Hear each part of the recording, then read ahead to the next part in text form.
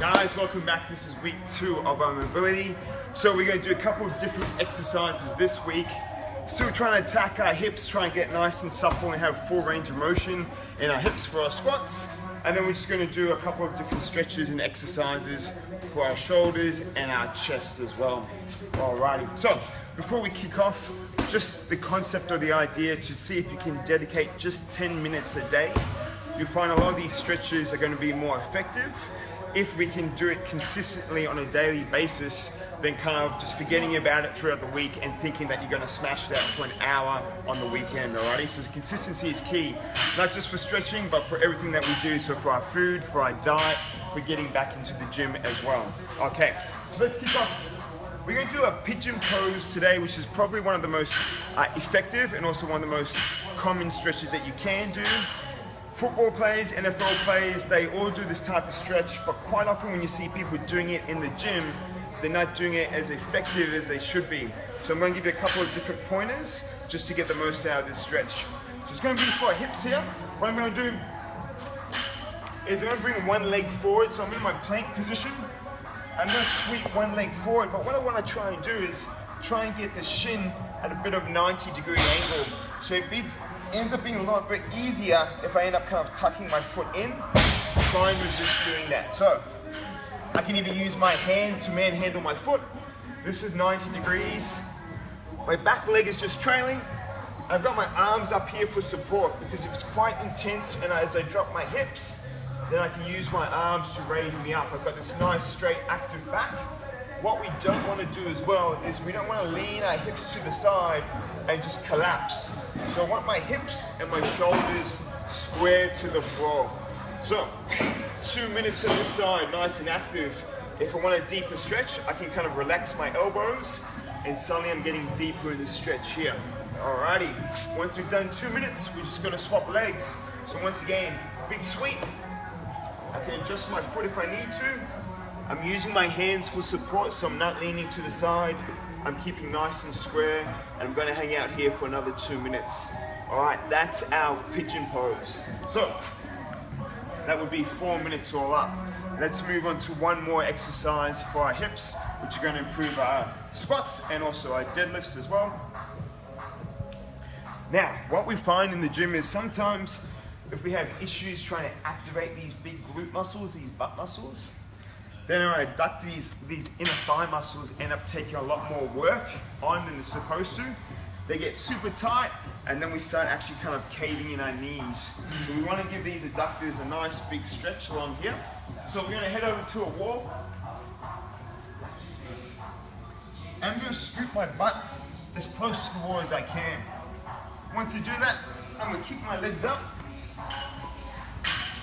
My legs are straight, my knees aren't bent. I'm just going to let gravity slowly open up my legs over time, over 2 minutes. Now what's key here is that I don't arch my lower back. If I do, that's actually dangerous. That's not what we want.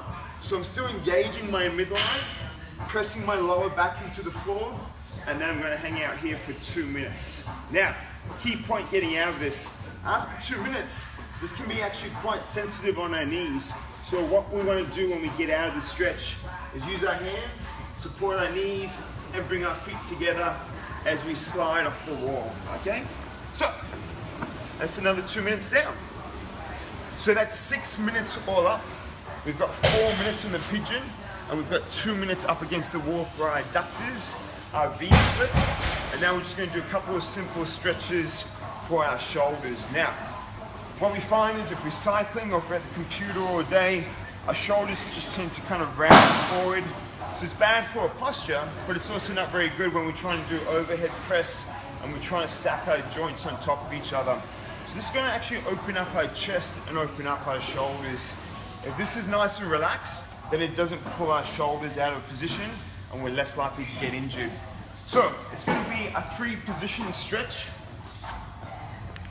And the only thing that really changes is the angle of my arm that's getting the stretch. So I'm going to be face down.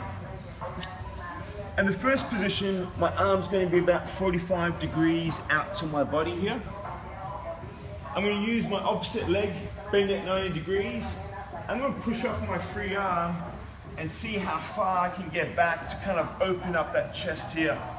So I can hang out here if I want. I can actually press a little bit wider, or I can actually even bring this arm across as well. Depends on how tight we are here. So we're going to hang out here for a little bit. You can go backwards and forwards and kind of ease into this stretch. And then position number 2, it's going to be in line with my shoulder. So 90 degrees to my body. Once again, just working a different part of the head of the shoulder. Stretching, with any of the stretching that we want to do, we want it to be uncomfortable but not painful, okay?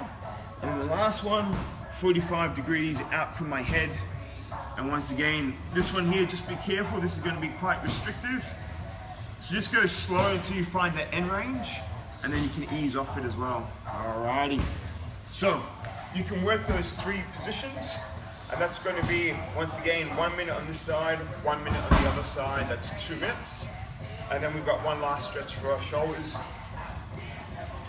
So this one's nice and easy. You don't even have to get on the floor. You can do it if you've been on a plane or if you're at your desk. And we're just going to give ourselves like a bit of a wrist lock.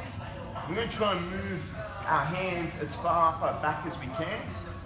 And what's important is I'm going to punch my chest forward so my shoulders aren't rolling forward. So what we don't want to do is kind of move our hands too far away from our back and suddenly we're rolling our shoulder in a bad position. We want to actually have that nice proud chest, and so my shoulder blades, my scapulars, are actually pressed flush against my back as well.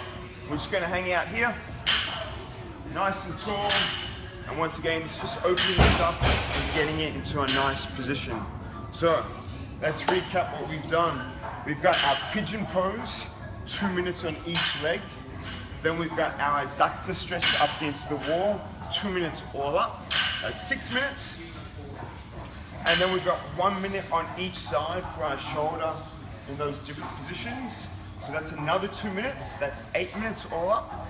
And then last 2 minutes, you can spend 1 minute on one arm, 1 minute on the other arm. But that's just for comfort factor. It's working both shoulders at the same time. Alrighty, so good luck. See how these go. Remember, each week we're going to attack different parts of the body, and you're going to also find that different exercises are more effective for you than other exercises, alrighty? So it just depends on where we're holding this tension. Next week, we'll put a link in the notes. We're going to actually start using some of these mobility balls. They're about $5, so they're about the price of a cup of coffee. You can throw in your bag, they're very mobile, and they're probably one of the most effective tools you can have to get into this deep tissue, to start relaxing those muscles so that our joints are in a nice position in our body. Alrighty, good luck. It's just 10 minutes a day. That's it, 10 minutes. All right, I'll see you next week. Bye.